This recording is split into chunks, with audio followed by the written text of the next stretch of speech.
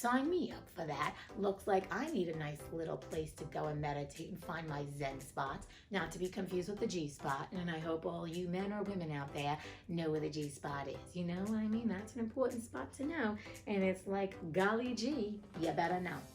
I love it when they like to put in the white history books that it was discovered, like, you know, Columbus discovered America. Now, this guy discovered this settlement. Now, the people that were here were the Native Americans, and everybody else are immigrants. So even if you've been here, your family's been here 300 years, you're an immigrant. You're not native to this land. That's why you're not called a Native American. You're called an American. My parents are immigrants, so I'm Italian American. I'm first generation. So I know that. So let's check our history and just know that the only people that are indigenous are the indigenous people, the Native Americans. And then we won't get into the history of how, you know, the white man came, jumped on the land and killed everybody, and they did not break bread with everybody on Thanksgiving. I'm sorry to break that news to you, but you know what? I've got to tell the story the way the story's got to be told. All right. Because it's daybreak and he's gotta go back to the churchyard because he's he's a headless horseman, and let him ride all throughout the land. Did you see what I did there? And you know who that is? Barry Manilow, because you know I'm a fan of. Okay, so they go there, they don't know anything about this tale, and they don't really, you know, they're kind of like, I don't believe in it, and all of a sudden, suddenly they drink the Kool-Aid, and then they're like, there's a headless horseman that's running around looking for his head. Looking for his head in all the wrong places, looking for his head in too many spaces. Oh God. Oh my God. It looks like I'm going to try to make this story a little bit more interesting, because right now it's kind of, I mean, there's a lot of exposition, and okay, it's the beginning of the book. So let's not put ourselves off to it yet. I like the word bosom. I think we've made it more sexual than it needs to be, but bosom, it's a nice word. It's like, I want to lay my head in your bosom because I need some concern. I'm concerned, I'm scared. Which we're saying right now, FYI, Ichabod Crane, it doesn't sound like he's a looker. He might be tall, but he's nothing to look at. But that's not important, but the point is here, we're establishing he ain't cute. We don't thank our teachers enough, and especially now I think people are realizing how important teachers are. They are very underpaid. They should be paid more. And also, imagine 25 of your children. Imagine having 25 children in your house at once, in one room, that you have to contain, you have to teach, you have to keep their attention. That's all I ask. Now, you do that, now you think about what they make and how much an hour, and they don't just stop at 3 o'clock in the afternoon when your kids go home. They're planning lessons, they're creating things, they're doing shit all the time. They're preparing all the time. So teachers, thank you very much for shaping the future minds of our children. And I hope one day you get the money you deserve. That's all I'm going to say on that. Here we go. These are PSAs. Look at them cracking out the silver for Ichabod Crane. Okay, he may not be a handsome man, but he's got everybody, you know, shaking in their shoes, quivering in their little skirts. He likes witchcraft. It seems like Ichabod Crane is not only a man, but he's like in touch with his feminine side, because he's reading about witchcraft, he's singing, he's taking care of the kids, he seems like an amiable man. So he's got the nice balance of the masculine and feminine energy. I see you, Ichabod Crane. So noted. Damn. That's, you know what ever happens to you?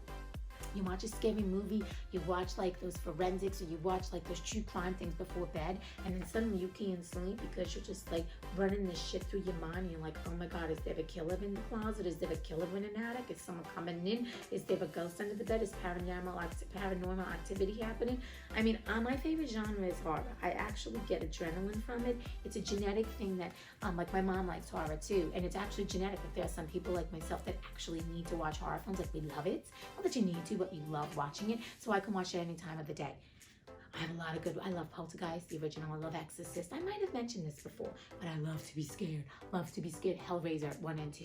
The rest I don't really particularly like, but I do love horror. I'm not gonna lie. I love my horror shows. Okay. This is hysterical. He's like Andy Cohen of the Rich Housewives of, you know, the Rich Housewives series. He sits down with them, he gossips, he listens to the ghost stories and such. So he's Andy Cohen. You know, today on the Scary Housewives of Sleepy Hollow, and that was dun dun dun dun a woman. Yes, we can be very vexing. We know that. and we like it. Yes, we've been taught to like it. Even if we didn't want to, we've had to learn how to use that. Most suited to set off our charms. I wonder what charms they're talking about. You know what I mean? Usually it's the bosom. The bosom. Okay. So Ichabod Crane, who's nothing to look at, who has just a handkerchief full of belongings, who lives on other people because he's a schoolmaster, that's how he gets paid, whatever, is hot for a nice, hottie little Katrina Van Tassel, who also is wealthy. So Ichabod, not saying you're shooting out of your league, but you know what? Stop it. You're definitely shooting out of your league. I've been saying it. You know, it's like recently I was on Hinge. I did it for a month, that app, for 4 weeks. And let me tell you something. You men have some ego. You guys, I gotta be honest, the men that were hitting on me, I was like, really? If we're gonna be based off pictures, and I know it shouldn't be that, but that's why I don't like these apps. Because at the end of the day, you can't tell someone's energy. And then they start to like your picture, you start having a conversation, and they ghost you and they never talk to you again. It was a waste of my time. 4 weeks of Hinge. I'm unhinged from Hinge. Where was I? Okay. Oh my God. He's already like thinking what he could do with all this money. I mean, with Katrina Van Tassel, we've discovered that she's plump and all this, and then she's beauty, but he is loving on all her money. Do you see that? You know, he's pulling like what women do. Like, we like to daydream. Like, we see a hot guy and we think about, like, I'm gonna marry him. He's gonna be my husband. We're gonna have kids. I don't think about the kids thing. That's past. It's not an idea. It's not a thing for me. But like, I was gonna marry Larry David. He just got married. So congratulations, Larry David, on your recent nuptials. Congrats to you and your wife. But it's like, I had my whole life planned out with Larry David. It didn't happen. All right, well, I don't know who I'm marrying if I'm marrying. But the point is, Ichabod Crane's doing what we all do. Don't we all daydream? I like daydreaming. I think it's healthy for us. Better to think good thoughts, my friend, than the negative ones. He's a moving on up to the Kentucky or Tennessee. Good Lord. This book, I gotta tell you, I am thinking, oy gavol, there's a lot of description going on here. There's a lot of description. So at this point, we thank God we haven't gotten like what Ichabod Crane's bowel movements are like. But at this point, I gavol. That is one long ass sentence. I'm sorry, people, if you're still sticking with me, kudos to you. I mean, sorry, Washington Irving, I get it. This is the style of the time. Yes, poetic, but oy gavol, the running on. I mean, I'm not a writer, so I don't know, but this is a Halloween classic. I'm hoping the second part is better, because right now it's feeling like a Charles Dickens novel. Oof. That's the times, it was the worst of times. It was a short story, it was a long story. You know what I'm saying? Okay. He was broad-shouldered and double-jointed. With double-jointed, why do we need to know that? We do need to know that, ladies, don't we? Sorry, I'm getting there. With short guard. You know who he's reminding me of with the black hair? My true love, Captain Hook. Oh. I know Captain Hook was an evil man at the point, but he's got blue eyes and black hair. And Brom Van Brunt might be the new Captain Hook. I guess that's where his double-jointedness became useful. But I think it could be useful somewhere else. But we're not talking about that. Imagine if we did the Legend of Sleepy Hollow, but it's like the Legend of Brom Bones in bed. You know how they do that when you go to a Chinese restaurant and they always say when you read, you get the little cookie, the fortune cookie, and you open it up and they say whatever read the fortune is, and then you add in bed. Ever do that? You know what? Now I'm planting that in your head. If you've never did that, do that. That's all I'm going to say. If you've never done it, do it. Okay.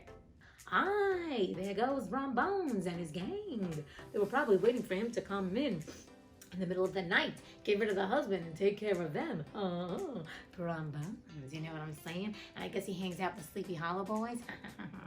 God, where am I going with this? I think I'm trying to make this story a little bit more interesting than it is. Because at the moment, I don't know. I'm underwhelmed at Washington Irving. I'm underwhelmed, completely underwhelmed. Are you? Please, if you are, write a comment. I'm trying to make it the best I can. Good gobble. That's all I have to say. Oy. Okay, Katrina wants a piece of Brom Bones. She's boning for Brom Bones. Not being deterred from Brom Bones. That's all I'm going to say. Even though Brom Bones is probably going to win. That's all I'm going to say too. Katrina Van Tassel, she's 18. She ain't looking at you, Ichabod Crane. No matter how intelligent you are, you're bringing nothing to the plate. It's like, what are you bringing? You're not bringing looks. You're a schoolmaster, sure. Some singing, big deal. But then again, it's not like you're bringing money. She's doing it all. It's like, come on. You know, you got to even the playing field. What are you giving her? I don't know. That's what I want to know. Your skills in bed? I don't know, in bed. There we go again. Don't forget to add that. But girls can take care of themselves. Yes, we can. And we have. Because you know what? As Rosie the Riveter says, we can do it. That's right. Look at RBG, Ruth Bader Ginsburg. God rest your soul, wherever you are. Okay. Listen, gentlemen, I'm going to let you know something.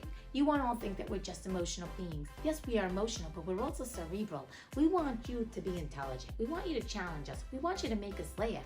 I mean, you don't have to be so handsome and everything, but you got to be also a nice person and treat us with respect. You know what I mean? And if you treat us like a queen, we will treat you like a king. Remember, treat others as you want to be treated. That's the simple thing. So I think, especially now with the whole dating world, I tried the Hinge, like I said, I don't date. It's just, I don't know what's going on today. I think there's too many distractions. Everybody wants more and more and more. It's the candy shop. It's like, oh, I had a piece of this Swedish fish. I'm over you. I'm going to have the next. I'm going to have the next.